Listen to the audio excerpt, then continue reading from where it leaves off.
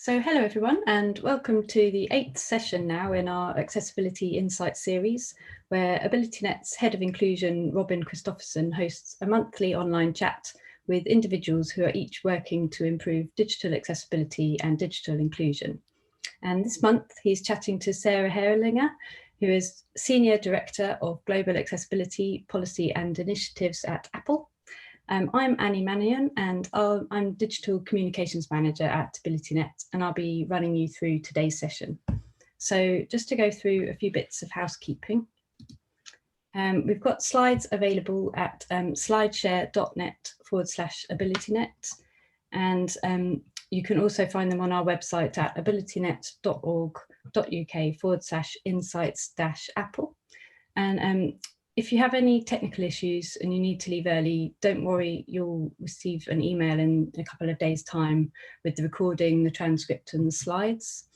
And depending on how you joined the webinar, you'll find a Q&A window to ask questions. If you want to ask Sarah or Robin any questions, please do drop those into the Q&A area, and they'll answer those after today's session in a follow-up blog on our website, and that will be at /insights-apple as well. And then finally, we also have a feedback page you'll be directed to at the end, which invites you to tell us about any future topics you'd like us to cover in our webinar series. So please do let us know. So now over to Robin and Sarah. Brilliant. Thank you, Annie. Thank you so much.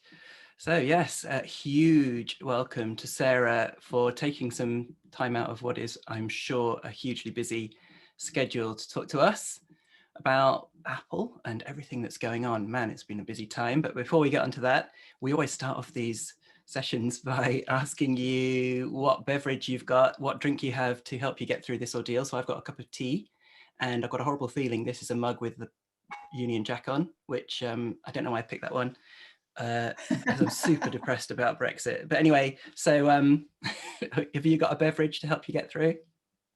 I do. I will admit, coffee is my vice. I came to it late in life, but once I did so with a vengeance. So making up for lost time. Yes, I'm quite the coffee drinker. Brilliant.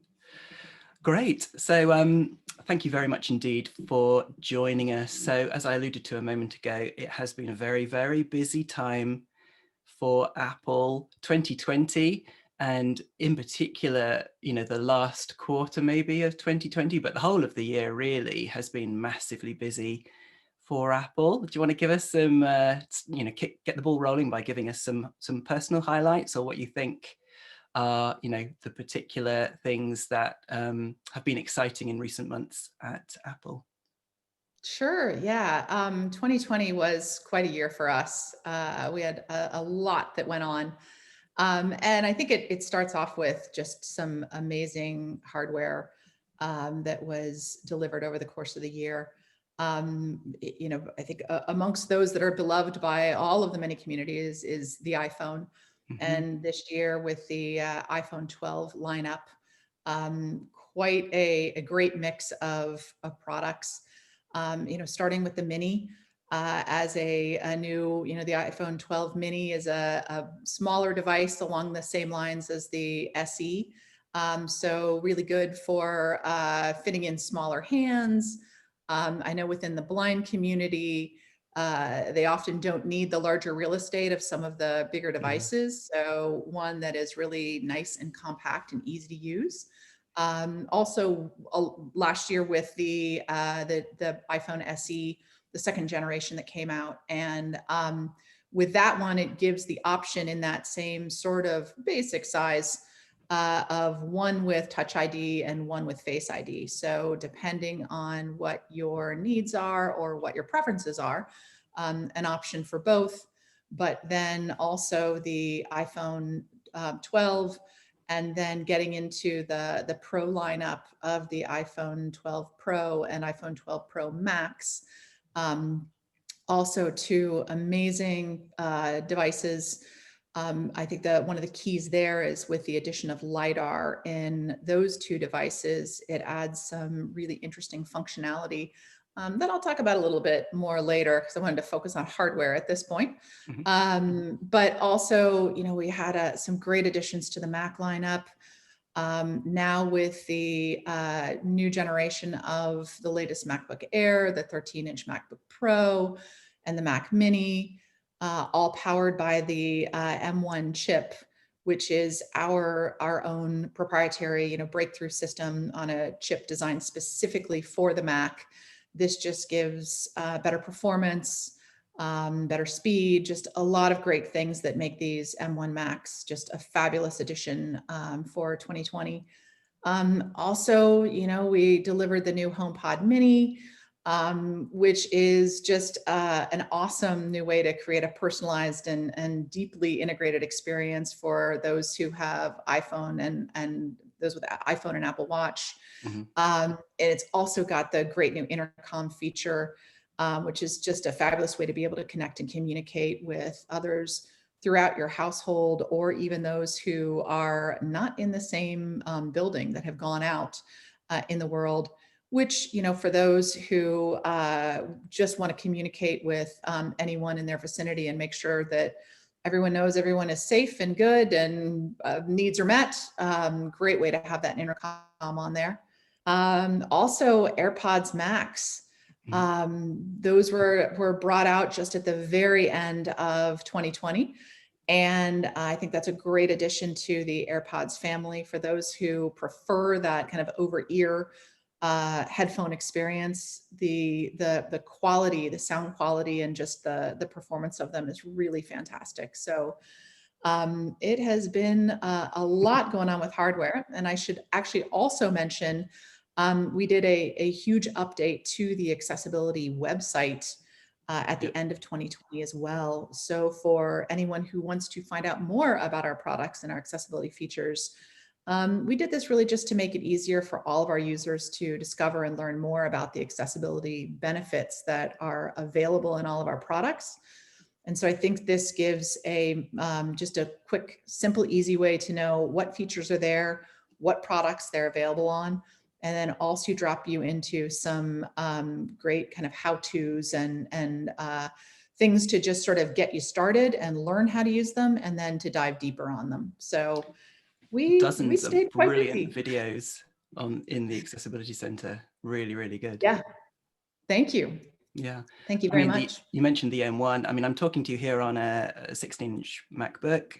My daily driver is a Mac Mini, and I'm really, really excited to get my hands on an M1, some Apple Silicon. That'll happen sooner or later. I'm twisting arms as we speak. And you mentioned the integration with the Apple Watch when it comes to the HomePod Mini.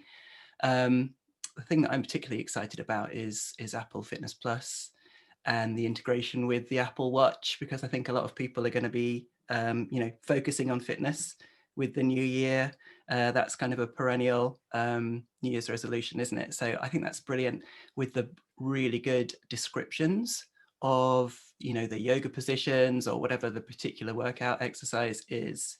So that's brilliant news for people that don't necessarily want to go out and go to gyms and have one-to-one fitness instruction.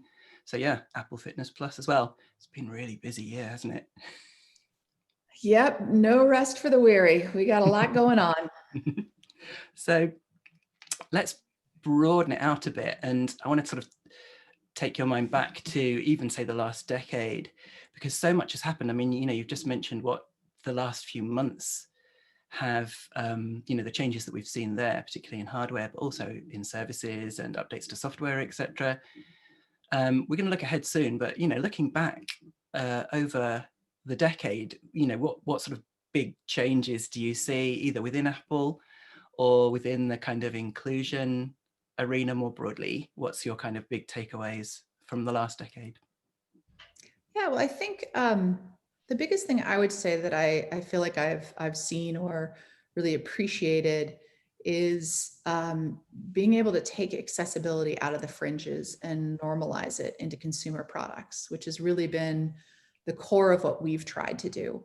At Apple, we've included accessibility in basically everything that we've done across the line. Whatever products we make, we really try and think about how anyone who would want to use them has the opportunity to do so. And so, I think for us, we tried to show that focusing on accessible design could enable some of the most popular consumer products ever to also serve as really powerful assistive technology. I think when you look back at, I guess really over the last decade and a year, so 2009, when we came out with VoiceOver on iOS, it was the first time that someone had made a touchscreen consumer product accessible for the blind community. And then since then, everything we've done in terms of supporting physical motor and just really building in all of these assistive technologies so that right out of the box, it's available for you for whatever you want to do. It's that kind of customization that goes beyond just a couple of here's an accessibility feature and that's it. It's how do we make sure that every person who wants to use the device the way that they want to has the opportunity to do so. And I think that really did pull accessibility from being single-use devices, additional things, both in terms of purchases and just extra stuff that you had to carry or use, into just making people see basic consumer products as something that leveled the playing field, something that mitigates social stigma, that everyone can use, that your tech support could just as easily be a family member who is a member of the blind community, or someone who's a quadriplegic, or someone in the deaf community, or it doesn't matter, because they're all using the same device, and whoever is the one who's best at it can just be the person who, helps the family, or whatever it might be. It becomes easy. Absolutely. The mainstreaming of inclusion, as you say, has been massive. The products that I use on a daily basis are completely different from 10 years ago. I don't think there's any specialist ones at all. I don't own any specialist products anymore. And the prioritization that Apple have always given to inclusion means that I've always been confident that when the next big thing came out, every single hardware announcement, not just last year, but, in the last decade, I've always been confident that we're going to be able to, keep with the latest and greatest, and be part of that kind of ongoing party of tech. So it's been absolutely brilliant. So the next question is about how within Apple, or maybe more broadly as well, that kind of agenda has been pushed forward. I just want to mention about how brilliant it was in iOS 13, I think it was, bringing accessibility out from under general, because that just said volumes. Everybody's different. Nobody should really settle for a vanilla out of the box experience. We all are different shapes and sizes. We slide up and down the impairment scale on an hourly basis as we use our phones in different extreme environments. And somebody in a recent webinar that I was listening to said that if you do a mind map, or a spider diagram of all the settings within the settings app in iOS, accessibility will actually be more than half of the whole settings app. So all the options within accessibility are hugely powerful. So people ignore those at their peril. But yeah, so how have you seen that change within Apple, and how has that kind of continued to be prioritized over the recent years? Yeah, well, I think one of the core things for us that has helped us to be able to achieve that is the fact that we have always seen accessibility as one of our core corporate values. And I think, rather than having that just be an element of, corporate social responsibility, it truly is a value that's reflected in all of our fundamental design. For everyone at Apple, whether their title has accessibility in it or not, we strive to ensure that anyone in any role at Apple understands that accessibility is important to us, and treating customers with disabilities with dignity and respect is pivotal to who we are as people. And so, the more that we have been able to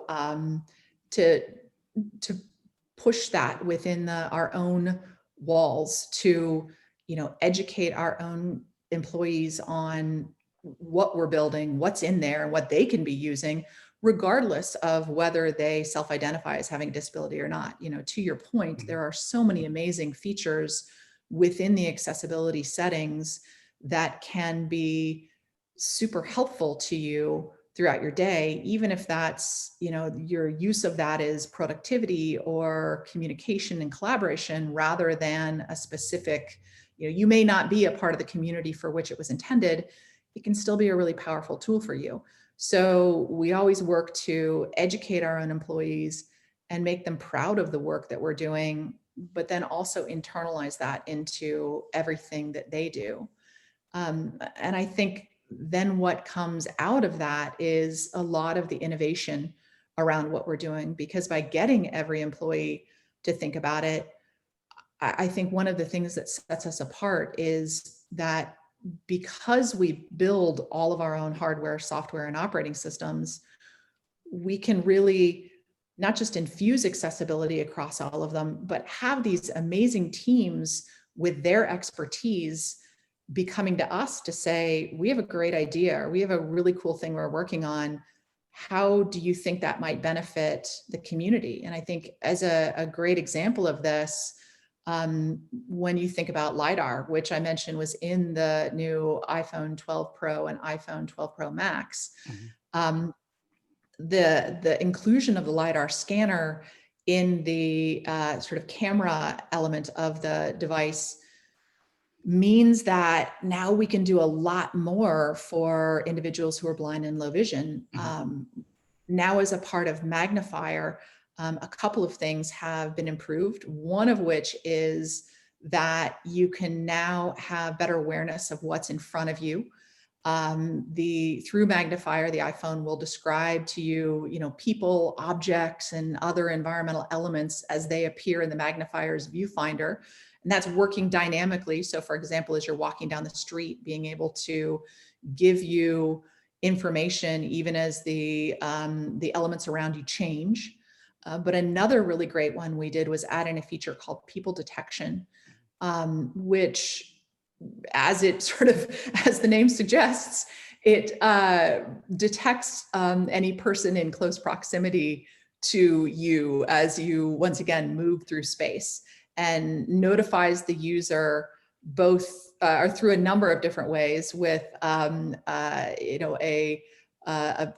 voiceover sound out of what it is, where they are, also giving you a tone that it says if someone enters your threshold area, vibrations, and then a visual readout of where someone is in proximity to you, so that you can have a better understanding as you move through space as to where others are around you.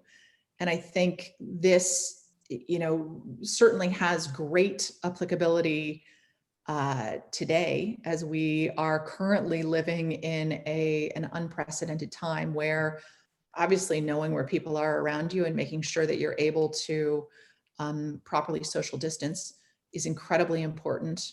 But really, this is a feature that we started working on long before 2020 became 2020. And we did it really to just help with even some of the more mundane things in life, like, shopping or commuting, where we had some of our teammates, some of our employees who are blind, who came in and said, one of the things I still struggle with is, for example, if I'm standing in a line, I don't know whether the person in front of me has moved forward. So how can I better have an understanding of just where I am in relation to other people? And then when all of 2020 happened, we worked to make sure that we got this out in a timely manner so that we could use it not just for those reasons, but for some of the ones that have come up this year as a huge priority. Yeah, absolutely. And, the kind of go-to way of seeking assistance pre-COVID was to borrow somebody's elbow to take you from the ticket barrier to the train carriage, or to help Sure. you advance in a queue. But I don't know about over there, but here in the UK, that's the elbow that people are told to cough into if they haven't got a tissue. So that's not a Oh good, my. that's not a good thing. So something like this was hugely timely.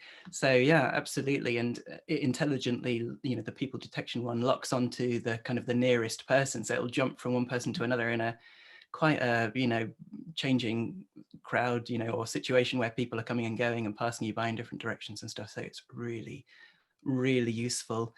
So what about COVID and the pandemic more broadly? What has it brought to the fore or changed focus on within Apple? Or is it just the fact that because you were already on that page, prioritizing inclusion, that you were just really well positioned to be able to give people what they needed? And, you know, you were already thinking about what inclusion was like and helping people in really diverse situations. So anything to say on how COVID kind of changed how things were prioritized or done within Apple?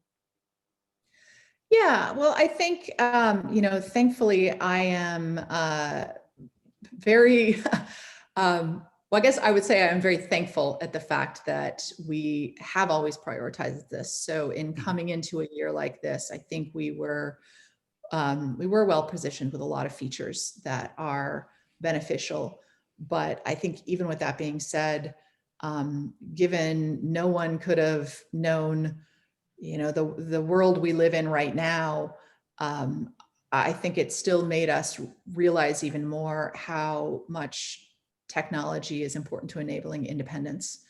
You know, it's really been the key to, well, to both independence, but also to connection, you know, to the fact that we are all in one form or another isolated, whether that be in bubbles or alone. And I think we are relying on technology so much more than we ever have in order to be able to exist through the course of this experience. And so making sure for, you know, from our perspective that we build technology that supports that across the board, I think is really just been incredibly important and interesting for us to even note what, you know, the stories that we hear of people, how they're using our technology and what it's done. I think one of the other things I find interesting and really, you know, good is I think more people are starting to realize that in a world like this, and when you are working from home and you are relying on technology, when that technology is made to be accessible, it really does level the playing field for people. So I am hopeful that in terms of things like employment and connection, that people will learn from this and begin to give more opportunity. Absolutely, because a lot of people who had support around them, either in the workplace or, you know, a friends or family support network, have had to go it alone for much of 2020. So to have devices that are truly inclusive and, you know, giving you that extra bit of help, perhaps to bridge the gap where maybe the applications or the apps that you need to use solo that you might have had some support with otherwise, have been made more inclusive. So, you know, in iOS 14, voice over recognition, you know, screen recognition, things that are built in that will cleverly, you know, in a smart way, interpret what's going on an app that might not be 100% accessible, gives people that independence. So yeah, you guys have been busy in recent Yeah, months during COVID. Yeah. certainly. And yes, voice over recognition, that's another great one to bring up. Thank you. Yeah, that's been one, I think, particularly the screen recognition part that has great applicability, as you said. You know, our goal is always that we want developers to make their apps accessible, because clearly, even with screen recognition, they're going to do a better job than we could because they know exactly what they want each element to be experience, or how they want it experienced by someone. But we also, you know, believe that everyone should have access to apps, and as much as we can help with bringing more of that information forward, we want to do it. So that was another big and wonderful project that we took on over the course of 2020 and leading up to it, certainly, to really use machine learning and AI as a way to build out just some massive models of screen elements so that we can do a much better job of just through machine learning on device. So not going up to the cloud, but just on your device itself, being able to better understand, what's a button, what's a slider, what's any of the elements that might be in an app, so that it just really makes a lot of apps that were otherwise largely inaccessible, something that can be very usable by the community now. Yeah, and this is where developers, for whatever reason, didn't kind of do the accessibility adjustments that they are guided to do when developing apps. There are apps out there that have always been problematic, but now, in large part, that extra level of intelligence has made them really, really usable. And so, it can make all the difference when, in a business critical situation to be able to use a particular application, say, but it also adds a lot of delight. So for the very first time, I'm getting all people's user profile images described to me in social media apps, for example, or messaging apps. So I now know what everybody looks like, which is really, really cool. So very quickly, because we're running out of time, just looking ahead, do you think AI is where it's going to be at in the next decade, or have you got other ideas about what the big changes coming up might be? Yeah, we don't really talk about what we're working on next, but I think whether it be AI or other areas, I think the big thing that I see is just by having added accessibility in and leveling that playing field, it means that we're not focusing, we don't need to focus as much on building out the fundamental assistive technology, and we can focus on using all of the cool things that the general population is using or is excited about over this next 10 years, and figuring out how to not just make those things accessible, but to use them to our advantage. And so whether it's AI, whether it's, other forms of machine learning or any of these things, LiDAR, hardware benefits, whatever they might be, our goal is to figure out how to make them just better for our communities themselves. And these new hardware, developments like LiDAR, etc., the beautiful thing is that they tend to get leveraged for the disabled community right from the early days of their introduction, which is really, really good. We don't have to twiddle our thumbs thinking, well, what are they going to do with this new thing? So yeah, that's really good.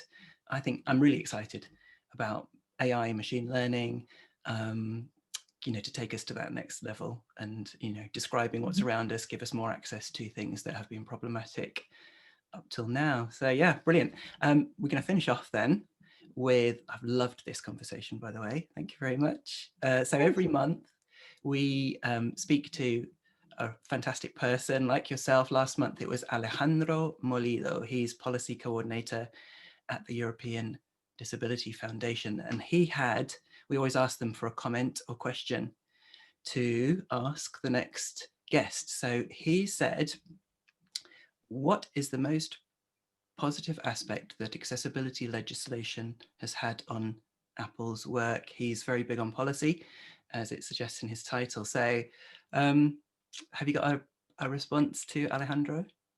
Yeah, I know Alejandro well, so I'm not surprised. It's a great question.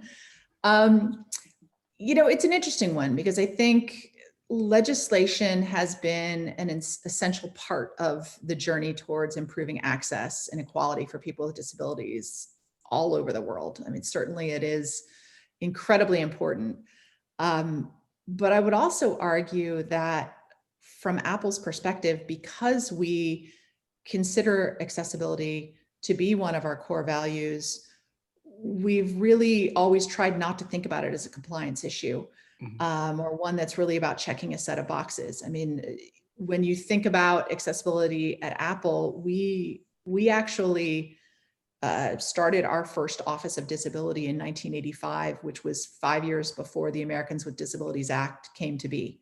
And I think that kind of helps to illustrate that our efforts to do this are really, firmly set in doing the right thing, not necessarily doing just what has been, deemed as a piece of legislation. So for us, I think the elements that come up through legislation are great baseline elements.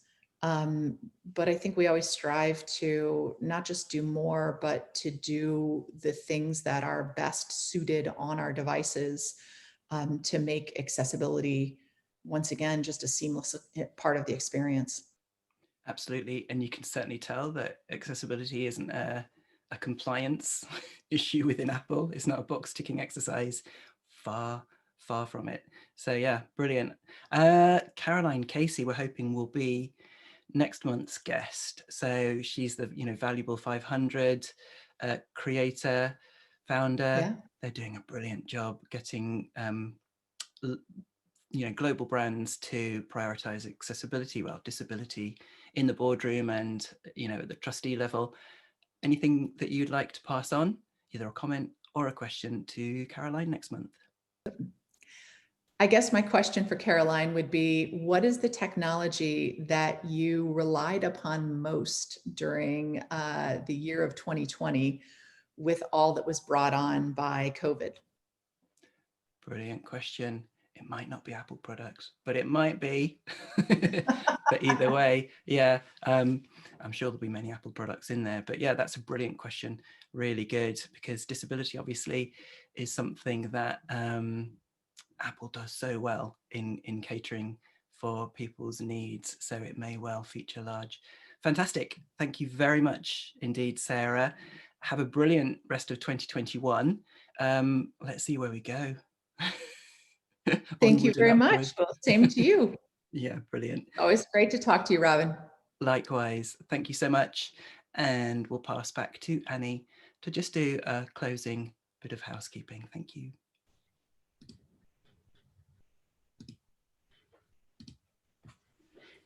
Yeah, thank you so much, Sarah and Robin. There are loads of questions that we hope to answer online in the next few days, so you'll receive an email with the link. So just to go through a bit more information that might be of interest to you, we also run online training sessions on digital accessibility, and you can find out more at abilitynet.org.uk/training. You can use an exclusive 10% off discount code available to webinar registrants, which is AbilityNet Webinar 10, which is 10.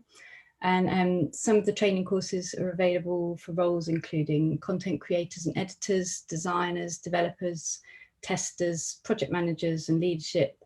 And also we have some new courses for higher and further education professionals in 2021. And then just to finish up, we've also got our newsletter, which you can hear about the latest announcements in digital accessibility. We've got our YouTube channel, our podcast, and then we have a suite of accessibility services to suit your organisation. And then don't forget about our next webinars at /webinars. And that's all from me. So thanks again, Sarah and Robin, and everyone that's joined us today, and we'll be in touch with you soon. Bye, everyone.